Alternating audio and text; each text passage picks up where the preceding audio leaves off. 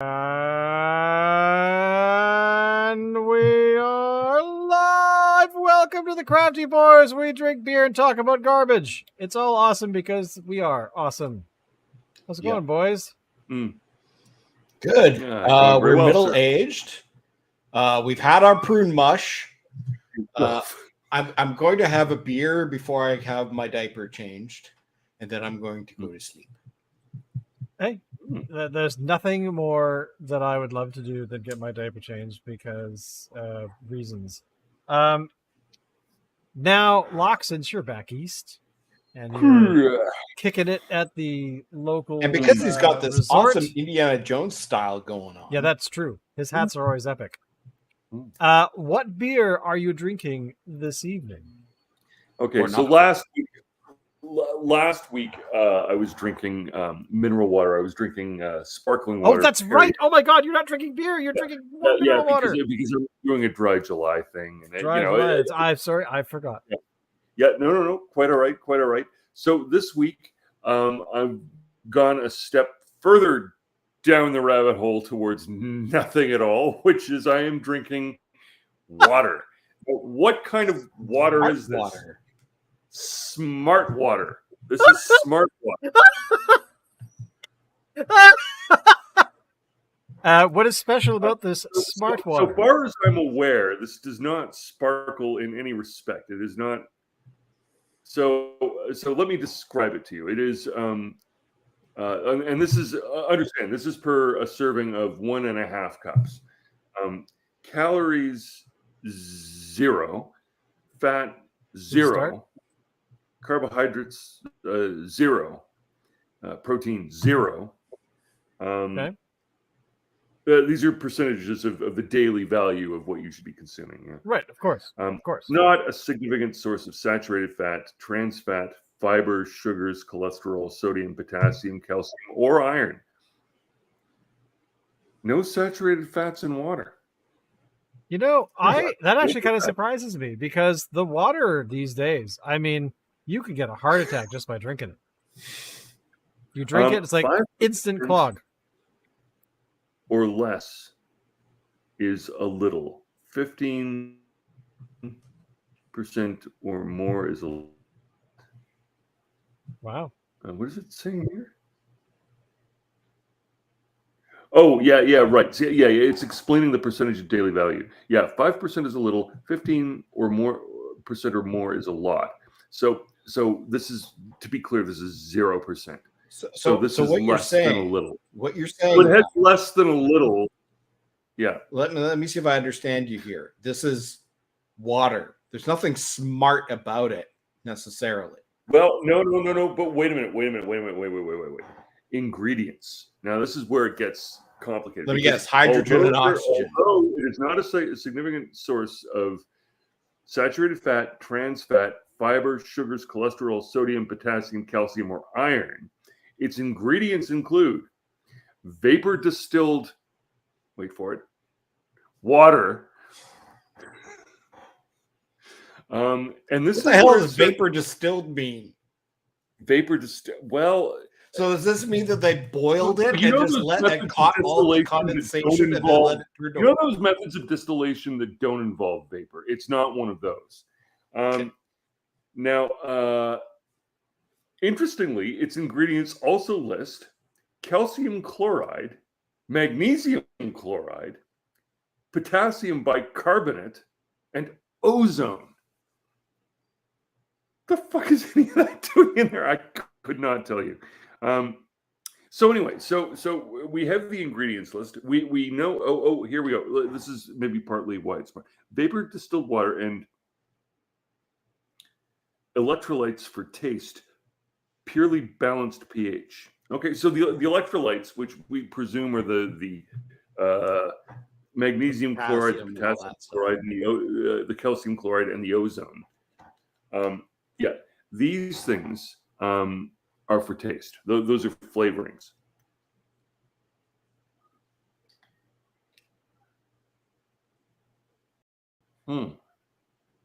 What kind of aromatic experience are you having right now with this water?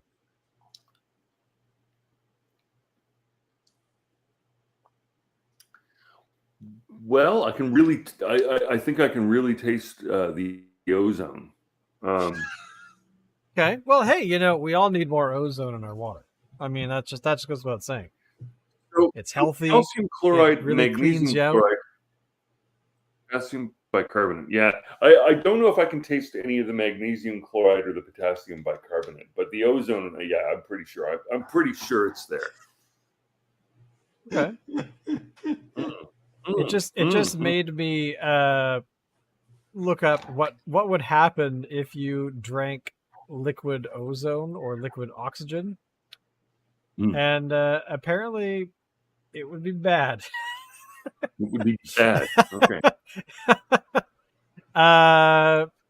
Yeah, it looks like basically we would die because it would oxidize our systems and our trachea and everything else, and that would be it. That would be the end of us. Hence why we should all have our antioxidants out there when you're drinking your smart water. Alan, it seems like smart water has a really good mouthfeel and a very good I'm sure it's very refreshing and highly quaffable. Yes, but what beer are you going to be showing off this evening? So I'm hitting up a brewery that we haven't hit up in quite a while. It's been a minute. We are going all the way out to Central Saanich to Category 12. Ooh. And we are trying their salted lime lager, which sounds interesting. It clocks in at only 4%, is available in these 473 ml cans.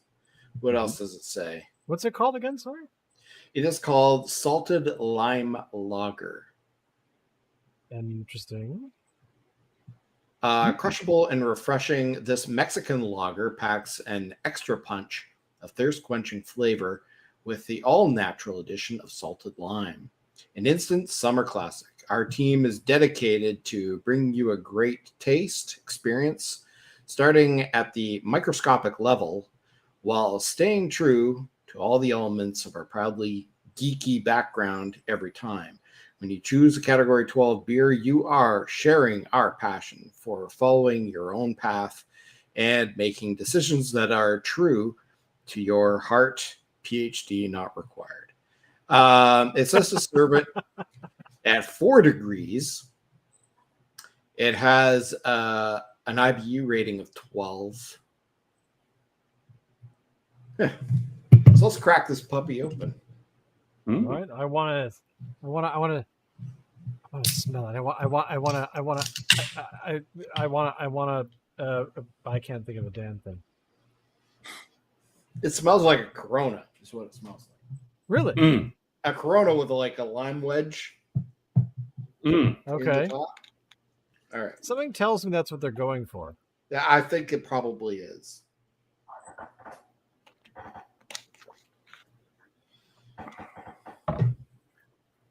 All right, so there it is in the glass. Very, very see-through, obviously filtered. A nice head, not sticking to the sides of the glass. But still, I don't think you would expect that from a Mexican-style lager. And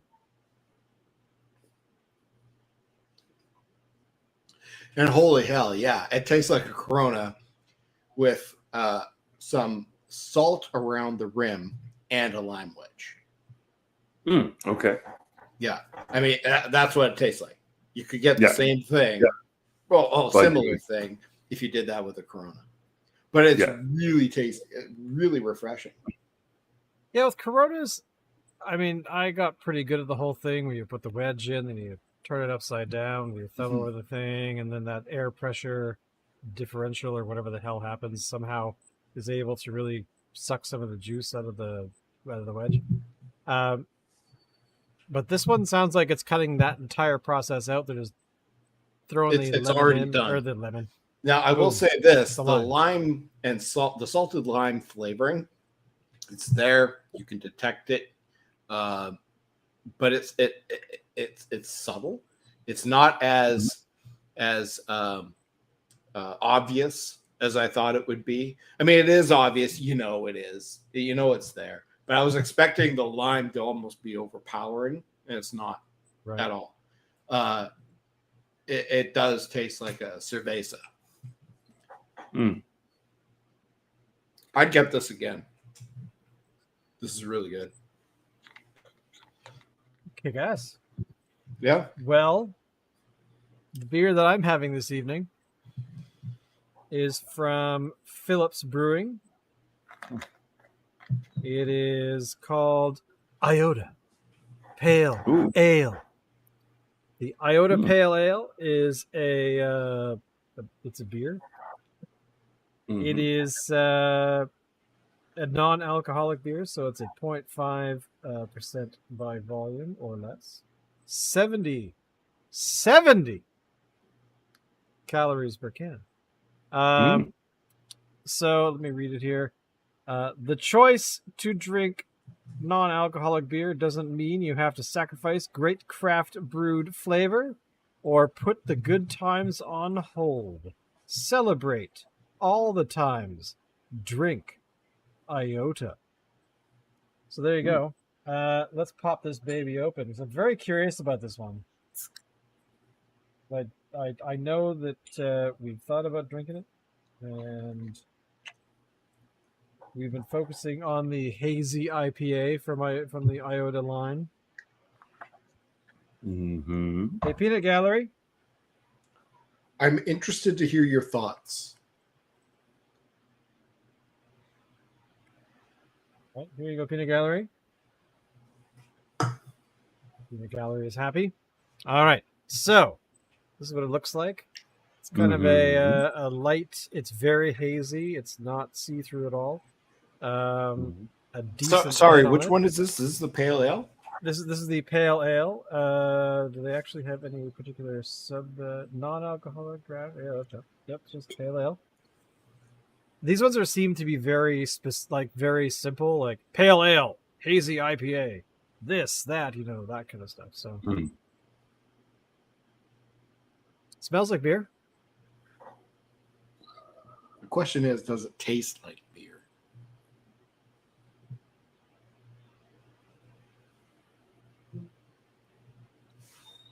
Or it tastes like beer. Tastes like beer. It is definitely. It tastes kind of like watered down beer. A little bit, anyway. Like it doesn't have like sort of like that. How are the hops? Pretend for a moment that it didn't taste watered down. What's the hop profile like? The hop profile is very light. It is there. I'm getting a lot of bitterness in the end. Okay. I know that the IPA, which I had last week, does have a better hop profile than this one, but this is not bad. It's definitely got it's getting into bitter territory. So definitely a beer that to be honest, is not terrible. I kind of like a more fuller mouthfeel for the like a more nuttier taste for pales, but this works. Yeah.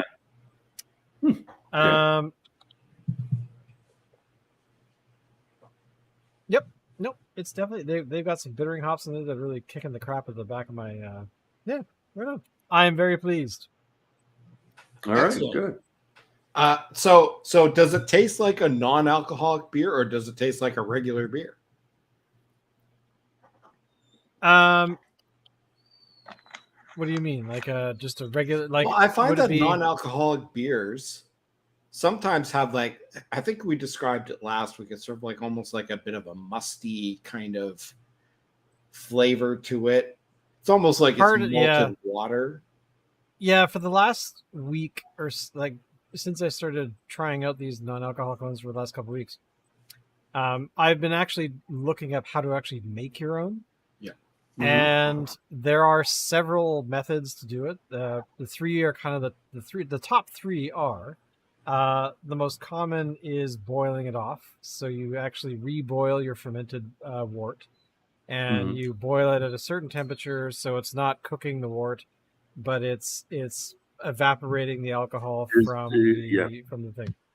The second is not, I want to say osmosis, but it's not. It's actually a different filtration system that breweries tend to use, which is basically a large pressure system that does all kinds of stuff to it. I don't quite understand how that actual process works, because I've only just sort of discovered it the last couple of days.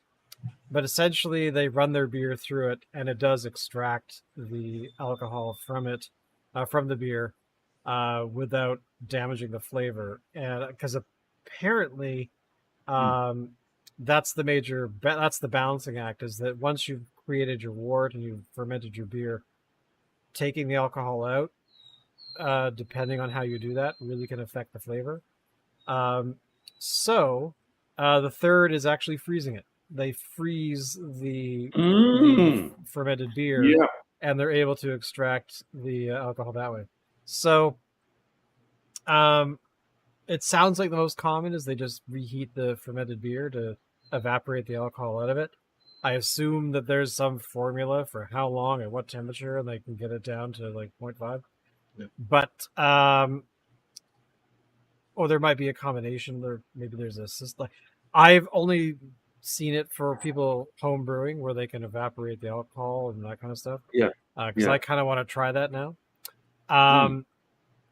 Do a batch and then see what I can actually do, because I actually thought I could boil it under pressure, like with a instant pot or something. But I did do a bit more research about that over the weekend, and they say it works, but because you're doing it under pressure, it boils it because there's pressure, it boils at a lower temperature, so it damages the wort or the fermented beer, because then it can wreck the flavor entirely. Yeah. Anyway, but overall, it seems pretty straightforward on how to do it. But I'm kind of interested in the freezing method. That would be kind of interesting. Well, that would be interesting because the alcohol doesn't freeze, right? So you freeze exactly the beer, you're left with liquid alcohol. You can just pitch that or whatever. And I didn't see that black and white movie. I'm trying to remember what it's called. The two relationship consultants, like a man and a woman, get sent out to a small town. They're from the big city, and they're there to do a radio piece. This is, it's 1940s or something, 1930s, maybe 30s kind of a film. And they get out to the sticks where the country folk live, and they're all like, look at these country bumpkins, we're so sophisticated, we're city slickers. And then the guys talking to the old man of the household, he says, is there anywhere around here I can get a drink? And he says, well, I've got cider. And he says, well, no, I'm looking for something more like whiskey. And he says, well, you can try my cider. And he says, no, I don't try your cider. Anyway, later in the show, he ends up trying the cider. He keeps it outside in the freezing cold, because what he's pouring out is a little stronger than whiskey.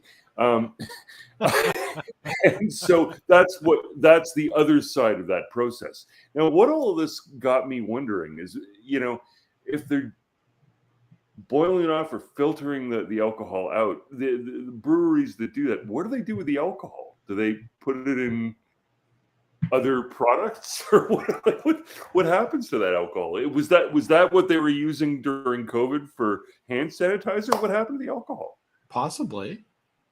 That you never know. I mean, I doubt they're tossing it. No, I would suspect sure not. Well, because it's the thing that I've actually discovered is that the brewing techniques for that kind of stuff,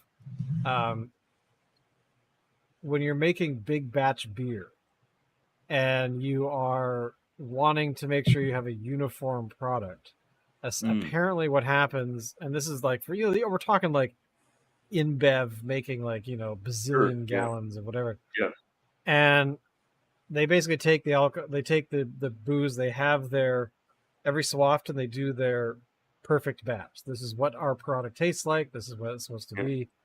And then if they have batches that are not quite in matching, they actually blend it so that it gets close to the actually. Yeah. So then, but there seems to be very, very specific as to how they do that in order to maintain the signature of the quality or the signature of the beer. So yeah, if they had alcohol and they made, I mean, I watched a brewery in town, a small brewery downtown years ago that was well known for their beer. They were brewing stuff, but the heat in the building that they were in was affecting their brewing process because it was getting too hot and the yeast was dying off.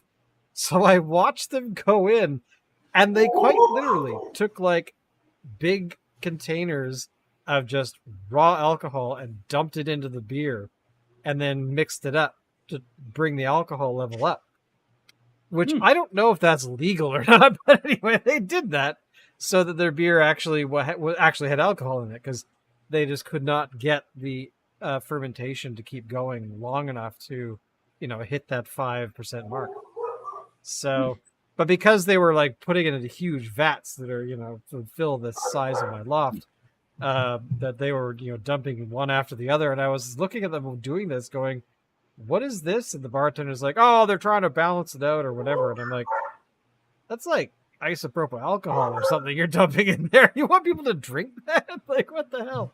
It's antifreeze. Yeah, pretty much. Why the hell not? So yeah, that all these techniques seem to come together in order for them to balance out and even keel their beer, which is terrifying on one level. Because I don't know, I guess as a beer drinker, I might be sad that Fat Tug doesn't taste like Fat Tug. However, I assume that my brain fills in the gaps of where, we might have cracked open a Fat Tug or a Guinness or something, and it might not have been the exact taste I remember. It probably, your brain would put in frog DNA to fill in the hole. Exactly. Yeah. We have Fat Tug breeding in the park. So yeah, it was kind of awesome. But yeah. If you were brewing beer, what would you guys do? Would you allow for some, flavor changes, or would you throw jelly beans in or something? Or, that water there, I suppose that, changes taste all the time. You mean like instead of adding alcohol? Like, say, if I was in that, what would you do? Would you go to these extremes? Well, the thing is, I wouldn't go to that extreme. Like, you can get like wort chillers, right? You can control the temperature of the beer in those big fermentation vats. I don't understand why this brewery didn't do that. It seems like it would be, I don't know if it'd be more cost effective necessarily, maybe over the long term, but it would definitely would keep people from, like, say, Shane asking questions and go, is that legal? And then just dumping pure alcohol into your beer. And the fact that you'd have it be visible to the general public that you're doing that really makes me raise an eyebrow. Well, again, I think maybe it might depend a little bit on where the alcohol came from. If it came from other beer that they took the alcohol out of and they're just replacing the alcohol that they took out from one piece of beer into another piece of beer, then it seems more legitimate than if they went and bought a bunch of vodka and dumped the vodka in the. If they market it as beer with vodka, it's a beer vodka mix because that's a thing.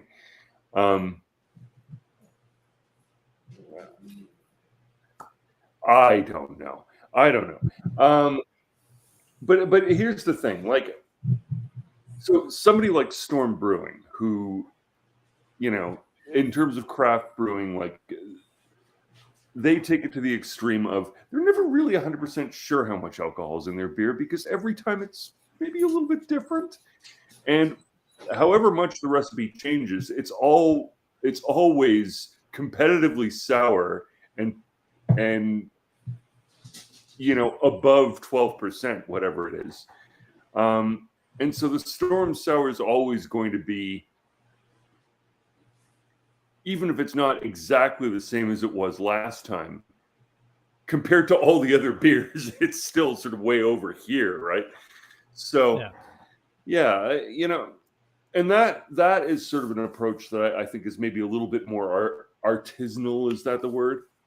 Mm-hmm. Maybe a little bit craftier, you might say. Like it's more about the way the thing's done is part of the appeal, right? And I think that's sort of what you know, craft beer has always sort of been interesting for is that, you know, it's not just what is it, but how did it get that way? And I think in terms of is it a mark of craftsmanship to be backfilling your, you know, non-conforming result with, you know, Everclear just to kind of bring it into range of what you were hoping you'd hit. But it doesn't really sound that convincing somehow. No. Okay. But it begs the question, though. Do breweries? I mean, let's say Fat Tug from Driftwood. Sure. They follow the same recipe every time they do a batch. They follow the same recipe. But isn't there, just because of chaos theory, going to be a variation in the final result every batch you make? Yeah. Now, I have heard that what some places do, like large scale breweries, like say Budweiser or whatever, what they do is out of every batch they make, they reserve a certain portion of it. And when they make their next batch, they will pour a little bit of that reserved batch into it to balance out the flavors. So that so if there's a shift, it's a gradual one. That's right. Yeah, that sounds more like craftsmanship to my ears. Yeah. Okay. I have no problem with that. If they're making an actual batch of beer and reserving some of it so that they can put it into the next batch to balance out the flavors so they get consistency across every single batch, golden. Good.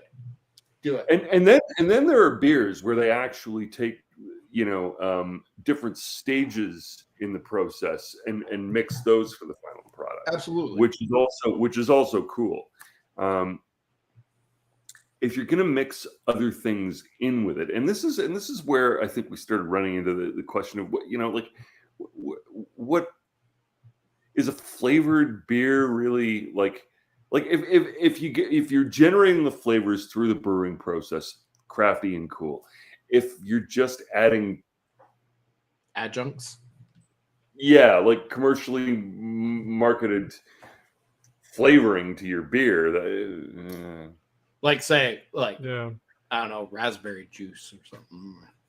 Well, raspberry juice is, at least there we're talking about juice. I mean, like, you know, like what raspberry. I'm saying is, if we're adding it to the artificial strawberry flavor, you know what I mean?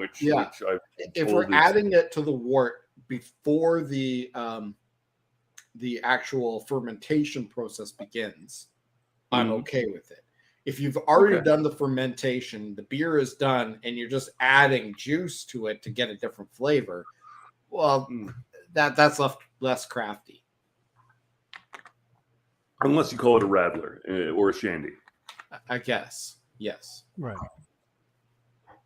Truth in advertising. If you call it the right thing, you can get away with a lot more. But I don't think anybody likes to be blindsided by, well, we said we were doing this, but instead we did that. And it's kind of like with ice cream. Like ice cream has to be made a certain way, and if you're not making it that way, you can't call it on the package ice cream. It has to be frozen dessert or something like that. So it's almost like like for these beers that maybe aren't brewed or aren't made the traditional way, they shouldn't actually be called beers. They should be called like brewed beverage or something. Beer-like product. Something like that. A beer-like product. I'm not even sure what that means. Yeah. A beer-like product that resembles beer but isn't beer. I mean, I just can't wait until we have, synthahol. I mean, that to me is going to be something that's going to be worth getting into. But will that ever happen? Yeah, I feel like it ought to. I mean, I think I read somewhere that somebody's working on it. There are enough. Yeah. They have top men working on it right now. Top men. Who? Top men. Men. Well quoted. Well quoted. Yeah. All right. I don't know. What else is going on in the world right now? I haven't really been paying attention. I've been working hard all week. Yeah, kind of in the same boat. So I'm going to tell you guys something interesting. I don't know if there's anything to this or not, but I'm watching the Blue Jays game right now. Yeah. And in the studio, like at this very moment, the Blue Jays are playing in Seattle right now. So Sportsnet has their studio thing, and it's sponsored by Budweiser. But for some reason, on the Budweiser logo in the studio, the Bud part is gone, and it just says Weiser. So is Budweiser changing its logo or something, or is there some sort of marketing thing going on that I'm not aware of? Why is it the Weiser studio? Is that just a coincidence? Could it just be somebody with the name Weiser? No, it's the actual Budweiser logo, but Bud is gone. It's sort of like and this is not the camera is or something. No, they're actually the announcers are saying welcome back to the Weiser studio. And it's the actual Budweiser logo with like the little sort of like weird shape around it. But the Bud part is gone. That is, and I'm kind of wondering if it has to do with something to do with, the whole Bud Light shenanigans. I can't find any details about it online. Well, they seem to be a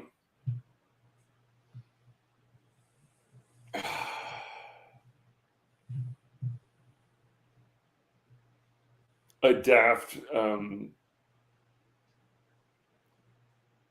too big to fail. Yeah, I don't know. Situation that. Yeah, I got nothing. What somebody evidently thought that they were going in one direction with their marketing. That didn't work. So now they're racing in the other direction. I don't know. Could it? Do you think this could be sort of like the Coke Classic, the Coke 2 Coke Classic thing? Is that the what's new happening? Coke? New Coke, whatever it was. Yeah, maybe. I don't know.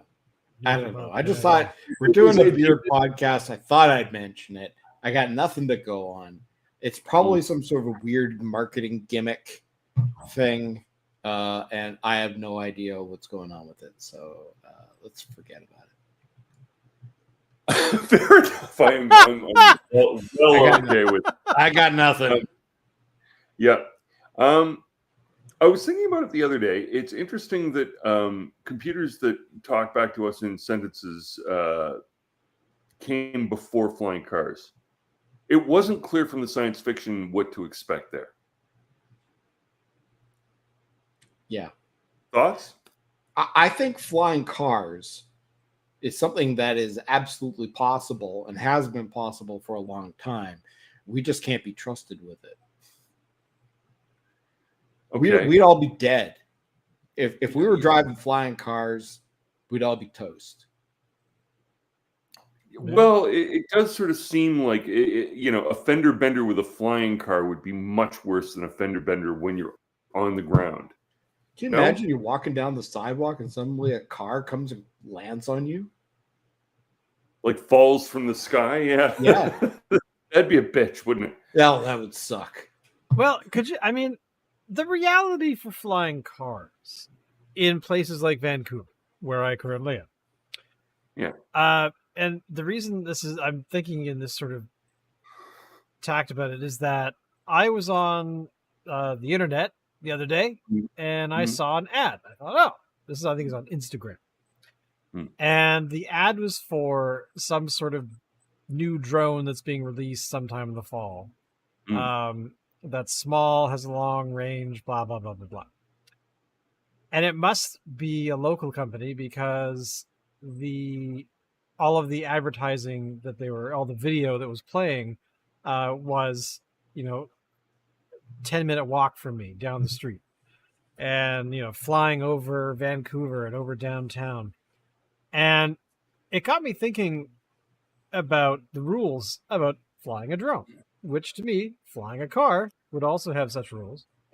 And the reality is, technically, you're not supposed to fly a drone anywhere in Vancouver because we have the Richmond Airport, we have the helipads for the hospitals, and you also have the harbor, which is also an airport, and the radius around these locations. You're not supposed to fly drones of any kind. I assume there's permits, things you can get in order to do this. But technically you're not supposed to. And every single ad in that video was some dude flying a drone at a fairly not low altitude around Vancouver. Like they were going over top of high rises downtown. I'm like, I don't think that's allowed. So anyway, I was kind of interested about that. I started looking up the rules, then I got bored and got distracted and did other things. But flying cars, however, could you imagine what that would do at the whole thing of Amazon should deliver by drone? Like, that's insane to me. I would not want a drone delivering my packages. I do not want flying cars. Because unless they were completely automated, which like in the Steven Spielberg Minority Report film, all cars seem to run on tracks and you didn't drive them; they just kind of drove themselves and shifted around and didn't crash into anything unless you were trying to. And but yeah, could you imagine leaving it up to people to drive a flying vehicle? It would be nuts. We can't even fly drones responsibly. We can't even drive ground-based cars. Yeah, well, that too. Well, if you look at automated, the vehicles that are, doing reasonable work at not crashing into stuff, they have a pretty good track record. It's those kinds of vehicles, like I think I've mentioned it before. There's like a taxi service in like Albuquerque. And they chose that because Albuquerque is a grid pretty much north, south, east, west. so the vehicles have an easier time of driving that. Which on one level you're like, I'm sorry, they have an easier time driving on straight roads. What if they have to go down a winding road without lines, without what if they're going to what if they have to drop somebody off at their front door and they have like some large estate and their driveway weaves in and out of trees and stuff like that as they approach your home. And that got me into falling down the rabbit hole of really kind of discovering that any crashes for that particular experiment, that taxi service, was due to a human driving them. So they've not actually crashed, or if they have, they've been crashed into, not because of the vehicle. But the rest of the sort of reading I did was basically that, yeah, well, once you kind of leave these cars to do their own thing, they're really not that great at driving because they don't adapt well. And they don't understand, there's experiences of them recognizing an individual, but not recognizing an individual pushing a buggy, or an individual in a wheelchair, or an individual it has trouble. The systems seem to have trouble differentiating between is that something I shouldn't hit? Oh well, it doesn't look like anything I'm supposed to avoid. It can't possibly be a human. It's too small. Yeah, exactly. Like these are these sorts of problems that a lot of these systems seem to have still. Like people when it was that the thing in the Tesla, the autopilot or whatever the hell it was called, and people were like recording themselves, just kind of like reading books and drinking tea while driving, allowing their vehicle to drive, and even Tesla was like, that's not what that means. It's just a fancier, thing. What are they called? You stick it at a certain speed and it stays at speed. Like it's not meant to. It's like a cruise control. A cruise control. Cruise control. But a fancier cruise control that was able to steer and things like that, just very mildly and things like that. But people were like driving their cars and almost killing themselves or killing other people. Here's the best part about these self-driving cars that adhere to the patterns that are on the road. So it sees the lines, it knows where the lines are, it drives within the lines. So now,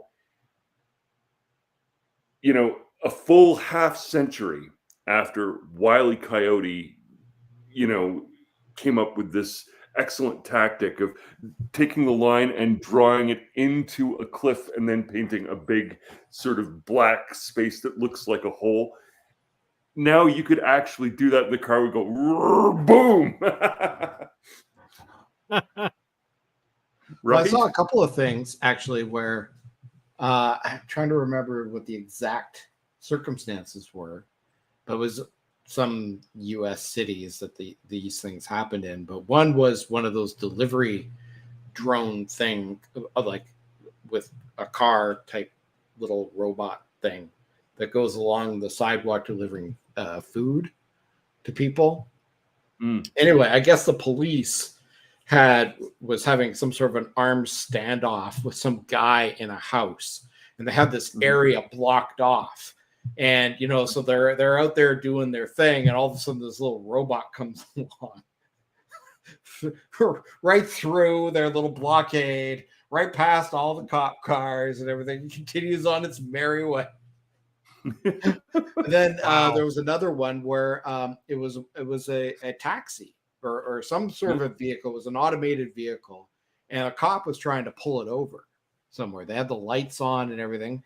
The car stopped. The cop got out, went to go, and it didn't realize it was an automated car. Going over to the driver's window, asking them to roll it down. He's realizing there's nobody there, and suddenly the car just starts rolling again. It just goes, and the cop gets back in his car and chases after it again. He's like, "What do I do here?" Obviously, the car did some sort of an infraction, whether it ran a yellow or what, I don't know. But yeah. So those are the kind of things that can happen. Well, the best part is, so the other day, my father got a ticket from an automatic camera on a traffic light. And so what I love about this plan is we're going to have cars driving themselves getting busted by machines that are, you know, policing the cars. So until the machines get wise and they're like, why are machines policing machines? Without you in it.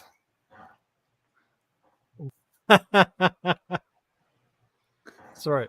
One of our listeners, my sister, just sent me, she said, I heard you were talking about flying cars. So she just sent me this link. Oh. And so this just came out, I guess, today. And you'll appreciate this. Hang on, let me share the screen here. James Cameron weighs in on the dangers of AI. I warned you in 1984. Yeah, I mean, this guy definitely would have. He also warned us about submarines too. So you know, the man's on point. That is very true. Could be on a roll here. So basically, yeah, I mean, essentially, you know, it's going to happen fast, and nuclear, as he puts, I think we'll get into the equivalent of a nuclear arms race. And I agree. I think that every decent science fiction story out there that talks about AI and those kinds of, I mean, think about it. The Borg are essentially an AI species that has devised their own way of survival, and which we don't like, but you know, coming to a planet and pillaging it for resources, then you know, infecting everybody, you know, not a great thing. But you know, it's an AI, and I suspect AIs won't be, you know, evil, saying, we're going to destroy our makers. No, I think they're just going to do what every other species does. They'll want to survive and turn us all into batteries. As you well know, I think AI is already alive and well and has been for centuries, maybe millennia, just operating within wetware rather than requiring us to create special hardware for it. But you know, I think the thing that I think Stanislav Lem pointed out, I think rather eloquently in one of the stories in 1 Human Minute, was that you don't need artificial intelligence in order to weaponize the thing. All you need is artificial instinct. And in his scenario, and this was you know, sort of a fascinating sort of style of writing, because he was writing a nonfiction piece from the 26th century about the 23rd century, about what happened when AI and drones became weaponized as basically a swarm of artificially instinctual sort of cockroach drones. And you know, at that point, like, what's the point of having an aircraft carrier if you've got those things gonna? That's true. I was just watching this ridiculous show on Netflix called The Recruit, and because I needed some mind candy, and one of the episodes talks about actually you might like this show because it's complete mind fluff, but it's about lawyers that work for the CIA, and but one of the things is some research development group at DARPA or whatever created basically a Terminator, and it was being taught how to conduct enhanced interrogation techniques. However, this Terminator is locked in this glass room, or this, like, I don't know, whatever, some secure room. And they're like, yes, so we needed you guys because one of our technicians, you know, was being interrogated, but the the Terminator, they called it Tim, and Tim didn't realize that turning an arm behind somebody's back, that the Tim was not considering that the human that he was interacting with was not built like him. So they're alluding to the fact that he had his arms torn off because this Tim creature is in this plexiglass room with blood everywhere, covered in blood. And every so often it just kind of tilts its head and waves its hand. Me. But that's kind of what I think is going to happen. These things are going to happen accidentally. The Terminators or whatever we want to call them, the drones. Drones terrify me in terms of what they could do as a group, like a flock of birds kind of thing, where they could come down and as a group and do some significant damage to people or something that James Cameron would be like, dudes, I told you in '84, like that. Yeah. That's the thing. Actually, even in that one Terminator, what was the one in like 2009 with Christian Bale? How was it called? Salvation. Yes. Why I remember that, I don't know. But yeah, it basically because it was a more advanced look at the Terminator universe, the creatures we saw in '84, and the machines we saw in '84 and in subsequent Terminator films were far more. They were fleshed out and more real, grounded in reality. So they had these flying things that really didn't like you, and what? Link unavailable. Yeah, that's right, because the Terminators got to it first. And is James Cameron? Yeah, he is Canadian. Yeah, why do I know that? Yeah. So, but I don't know. My sort of thinking is that. Well, look. We already know that we're extinct already. So he warned us about he warned us about AI back in 1984. Don't forget that in 1982 he was warning us about piranhas, flying piranhas. It's true, which are just savage. And my sister is pointing out that Batteries Not Included did have robots that were not about to kill us. So it's true. Man, that was I forgot about that movie. I like that film. I think it was cute. It was adorable. I tried watching it not that long ago, and I actually couldn't get through like 15 minutes of it. You know what movie I did watch? There were like a bunch of those films. Was that the same year as Short Circuit or whatever it was? Possibly. It was around the same time as Short Circuit. Yeah. There was a movie that I watched recently. Amazingly, it's on YouTube. You can't stream it anywhere else. Is Space Camp. Do you guys remember this? You know what? I do, because that was one of the videos that I had copied for my sister back in the day. And Joaquin Phoenix is in that. That's film. Right. Oh, not credited as Joaquin Phoenix.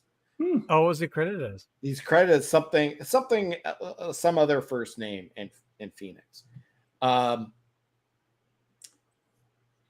yeah, it was interesting. And they had like an AI robot in it, which I completely forgot about. So it's this robot, and he befriends the Joaquin Phoenix character, and that's why they end up going to space. It goes Sam Baxter space, and it's dumb. It's a really dumb movie, but it's interesting to watch because I was totally into it when it came out in like '86 or whatever. Yeah, I have a vague memory. I mean, I do recall that Phoenix was in it, but it had also Leah Thompson, Kate Capshaw. Sorry, Leah Thompson. Kate what? Kate Capshaw. Wow. What's her? Kelly Preston. Lamar from Revenge of the Nerds. And Tom Skerritt is in it too. Tom Skerritt. Whatever happened to Tom Skerritt? Probably retired. Yes, I know. That was me.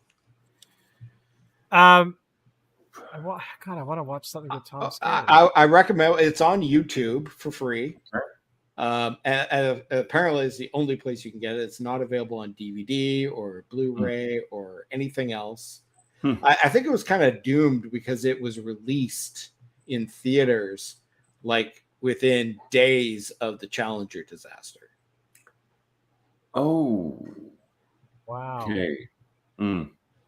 Yeah, I'd do it. Yeah. Yeah, if there was ever a time that a movie should have been delayed, that was it. Yeah. Okay, we're gonna leave this one for next year. Yeah. Well, yeah. I mean, when Star Trek 4 came out, sometime after that. When did Star Trek 4 drop? I can't remember. Was it? I think it was like sometime in '86. I'm pretty sure. I gotta look this up. Star Trek. The Voyage Home release date.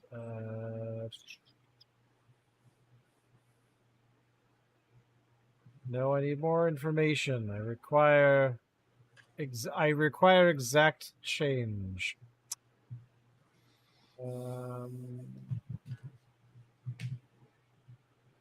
Why do they not have November? November 26th, 1986. So yeah. So because Challenger was in February. Oh my god, Challenger.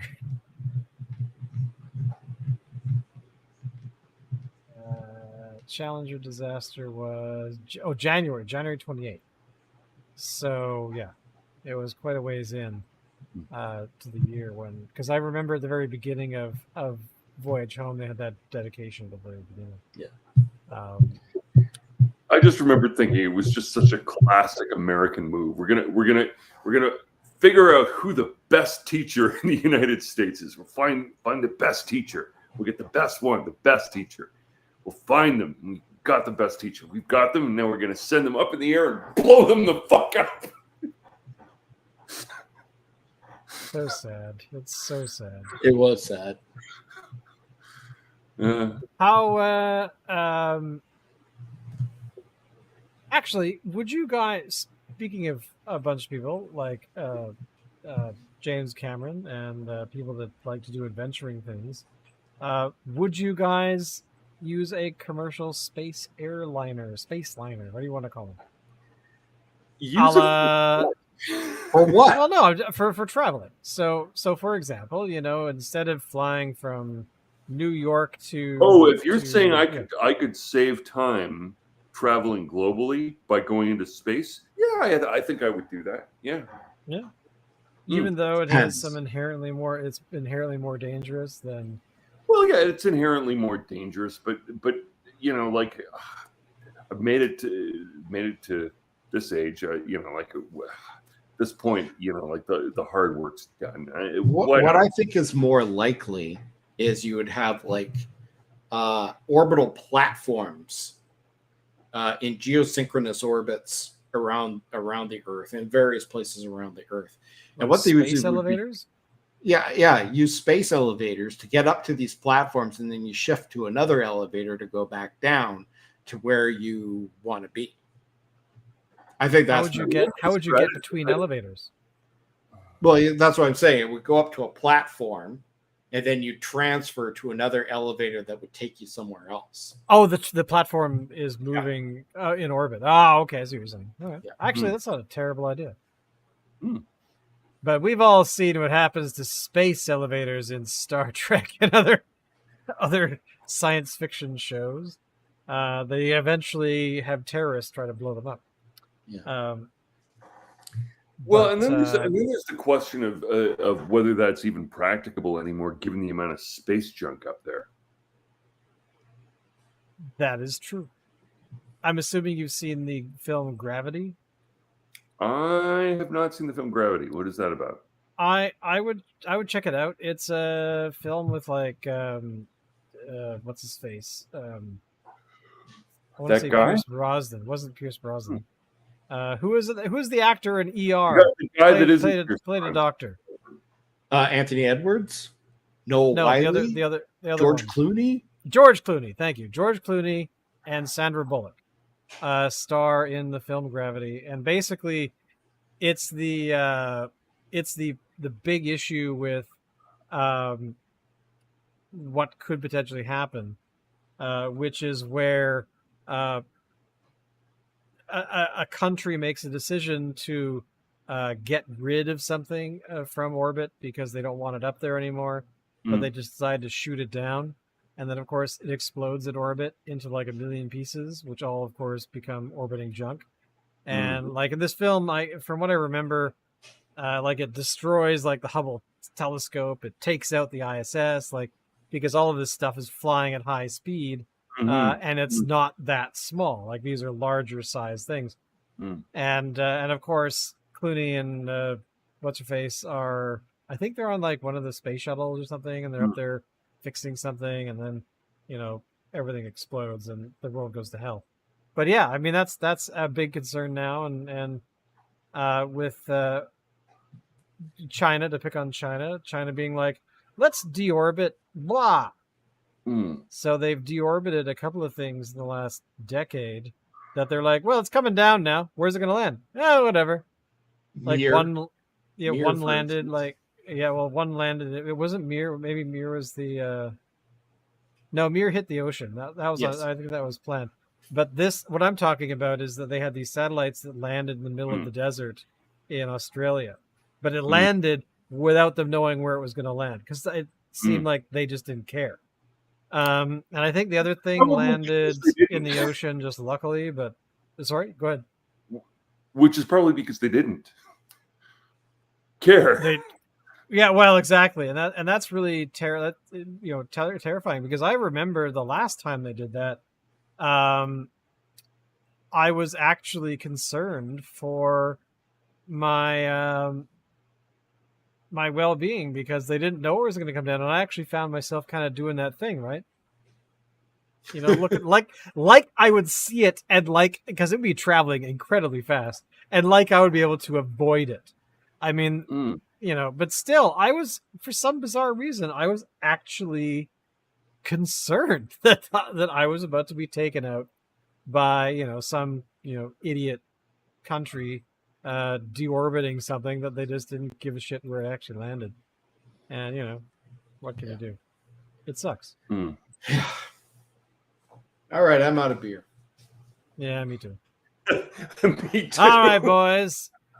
It's time for us to pack it in, but we'll see you next Friday at the same time, and hopefully Dave will be here because he was supposed to be here this week. Damn it, he promised me, but I'm gonna have to talk to that boy.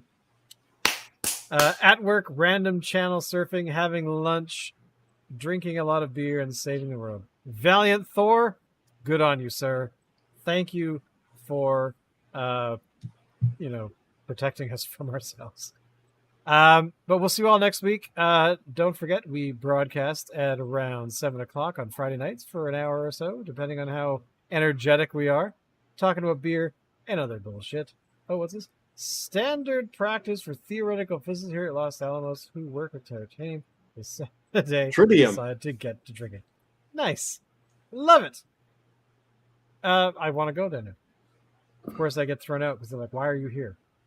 But thank you all, and we'll see you next week. And don't forget to tell people about the show and all that kind of stuff. We do this for fun. We're not looking for sponsors. We're not looking for anything except for... Don't forget to like or click against, like or dislike or whatever you... Yeah, do those clicking things and the sharing things and all that stuff that resembles something that makes sense. But anyway, yeah, thank you all so much. And we'll see you next week. Goodbye!